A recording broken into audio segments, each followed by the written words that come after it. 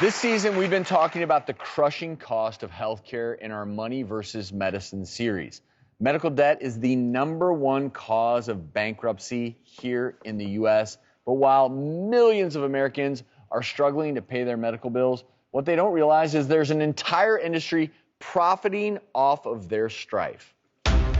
America's medical debt is a disaster. The economic damage it creates is beyond measure. Medical debt is destroying our country.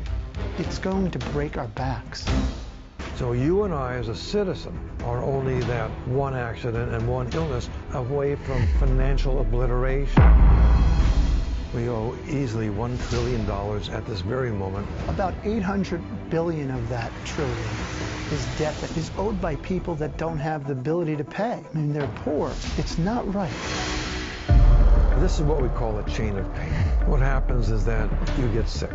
You go to a hospital, the bill arrives for $5,000. You don't have $5,000. The collection agencies are hired to collect on your debt.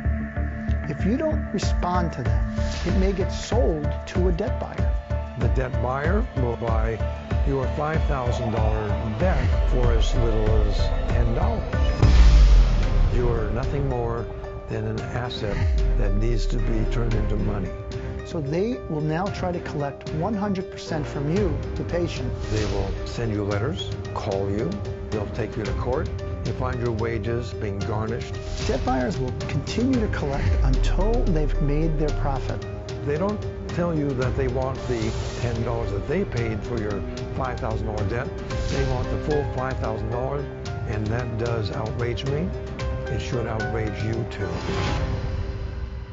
The authors of End Medical Debt and co-founders of the nonprofit RIP Medical Debt, Jerry Ashton and Craig Antico, join us to shed light on this secret world of medical debt buying. Gentlemen, thank you so much for being here and, quite frankly, highlighting something that so many people are naive to. And how many, if not, are all of them doing it in terms of selling their medical debt? 30% of hospitals sell their debt. Okay, so about 30%. Yeah. So what happens then is the hospital, if they're not able to collect, they sell it. And can you explain then who's buying that debt and what information gets sent off? And then, of course, you're a medical consumer, and all of a sudden someone owns your debt and has nothing to do with the hospital. Yeah, there's a disconnect there. The money gets exchanged from an investor.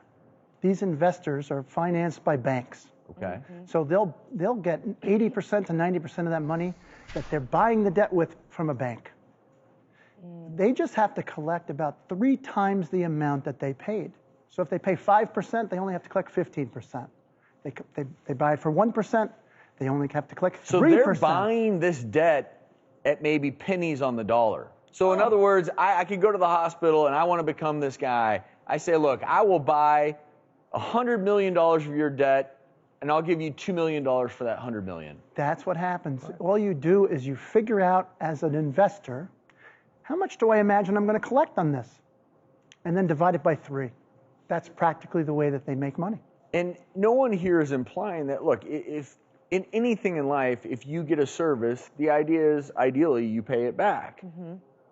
But I think one of the biggest problems that I have with this style of business is a hospital is selling your information. Yeah. They are. And then this company that buys the medical debt, they're detached from whatever that original bill was. And so I imagine there has to be cases where there's even errors, where people are coming at me for $3,000, $5,000. No one even knows. I don't even know what they're coming at me for. Sometimes they don't even have the right person.